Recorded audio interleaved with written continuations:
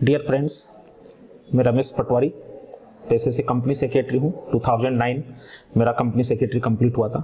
सिक्कर में ही लोकल छोटे से शहर के अंदर मैं प्रैक्टिस भी कर रहा हूँ। साथ ही साथ टीचिंग जो मेरी एक हॉबी है, पैशन है मेरा, उसके अंदर भी मैं हूँ। इससे पहले मैं 2009 से लेकर 2011 तक एजी ऑफिस में WO भी था, CAG controller and auditor general of India में ऑडिट ऑफिसर रह चुका हूँ।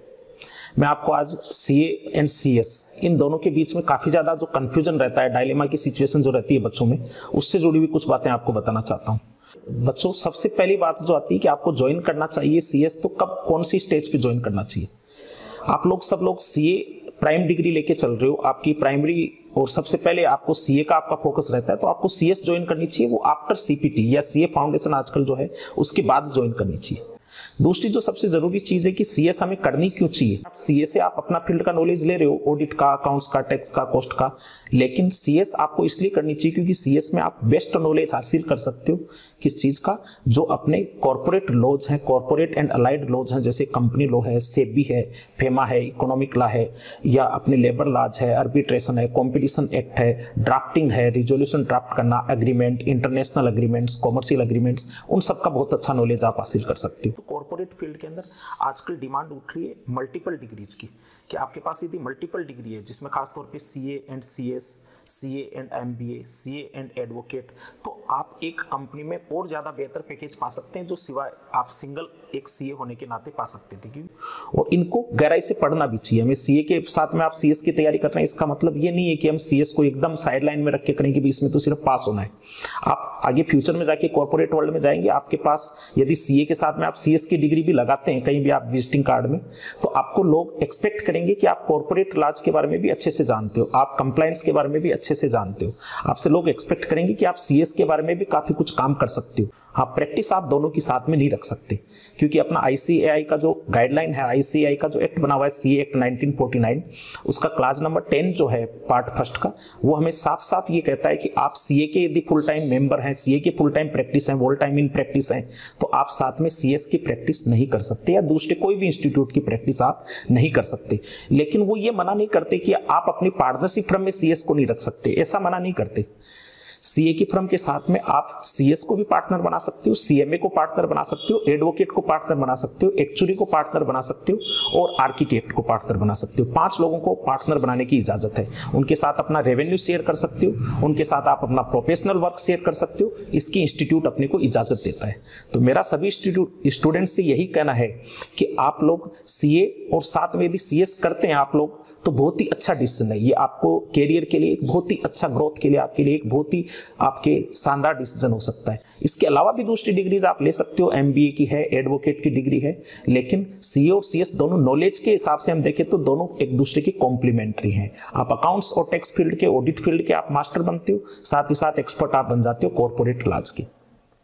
दूसरी चीज आपको ये भी ध्यान रखनी चाहिए कि ट्रेनिंग से आपको बचना नहीं चाहिए। इसके अंदर CS आप कर रहे हो तो CS की ट्रेनिंग भी आप लीजिए। CS की ट्रेनिंग लेने का फायदा आपको ये मिलेगा कि आप CS का प्रैक्टिकल एस्पेक्ट भी आप सीखेंगे, प्रैक्टिकल नॉलेज भी आपको इस चीज का होगा। और CS के कुछ पेपर्स पे आपको ज्यादा ध्यान देने की जरूरत पड़ेगी यदि आप CA के साथ में CS कर रहे हैं तो। जैसे उनमें एक बिजनेस सेटअप की बुक है, उस पर आपको ज्यादा ध्यान देनी पड़ेगी। बिजनेस सेटअप एंड क्लोजर के नाम से पेपर चलता है CS के अंदर, फर्स्ट ग्रुप सिलेबस के अंदर। और दूसरा आपको सेकेंड ग्रुप के अंदर एक secretarial law and capital market, secretarial law and capital market की बुक है, उस पर आपको ज़्यादा ध्यान देने की जरूरत पड़ेगी। और इन दोनों के अंदर अपने को बेसिक नॉलेज अपने को सीखने को मिलता है। कंपनी लॉ जो है वो तो आपको ध्यान देना ही पड़ेगा। आप CS को यदि अडॉप्ट करते हो तो कंपनी लॉ में तो आपको बहुत ज़्यादा डीप में पढ़ना पड़ेगा, चाहे आप एग्जीक्यूटिव लेवल की बात करें, चाहे आप CS प्रोफेशनल लेवल की बात करें। टाइम शेड्यूल की इसमें कोई दिक्कत नहीं आती है। आपका जो CA का एग्जाम चलता है वो मई और नवंबर में चलता है। मई और नवंबर में एग्जाम आपका CA का होता है, और उसके जस्ट बाद में जून और दिसंबर में हमारा CS का एग्जाम चलता है। तो टाइमिंग की इतनी प्रॉब्लम नहीं आएगी, और आप मैनेज भी कर सकते हो। यदि आप मेहनती हो तो आप दोनों चीज़ों को साथ में मैनेज कर सकते हो। और बहुत सारे स्टूडेंट्स ऐसे वे भी हैं जिन्होंने इनको मैनेज किया है। लास्ट में कई बच्चे ट्रेनिंग के चक्कर में या ट्रेनिंग की वजह से वो लोग मेंबरशिप नहीं ले पाते CS की, तो मैं उनसे भी ये कहूँगा कि आप अपने नाम के आगे CS तभी लगा सकेंगे जब आपके पास CS की मेंबरशिप आ जाए। आप प्रैक्टिस भले ही चाहे CA की करते हो, लेकिन आपको अपना नाम के आगे यदि आपको एडिशनल वर्ड CS जोड़ना है तो उसके लिए आपको मेंबरशिप भी लेनी चाहिए। और इसमें कोई ज़्यादा फॉर्मेलिटीज नहीं होती है। आपको सिर्फ 12 महीने की ट्रेनिंग करनी होती है, और उसके बाद में एक MSOP होती है। CS के अंदर बस 2 ही हैं, MSOP और 12 महीने की आपको ट्रेनिंग करनी होती है। उसके बाद में आप लोग CS की मेंबरशिप के लिए अप्लाई कर सकते हैं। सबसे बड़ी कमी जो है हमारे आजकल के बच्चों में, CA या CS को आप परस्यू करते हो, आप लोग ये सोचते हो कि मैं एक अटेम्प्ट के अंदर कंप्लीट CA बन जाऊं, एक अटेम्प्ट के अंदर ही मेरी फाउंडेशन हो जाए, एक अटेम्प्ट में मेरी IPCC हो जाए, एक अटेम्प्ट में मेरी CA फाइनल हो जाए। और दूसरा ये सोचते हो कि जैसे CA फाउंडेशन इजी थी उसी तरीके से IPCC भी उतनी इजी होनी चाहिए, CA फाइनल भी उतनी इजी होनी चाहिए। तो बच्चों ऐसा नहीं होता है। आप ऐसा यदि सोच भी लोगे तो कैसे पॉसिबल हो पाएगा। आप मेहनत CS CA करते हो तो उसकी स्टार्ट की स्टेज में आप मेहनत करना सीखते हो, IPCC में उस मेहनत को ऊंची हाइट तक आप लेके जाते हो, फाइनल में आपको और ऊंची हाइट तक जाना होता है।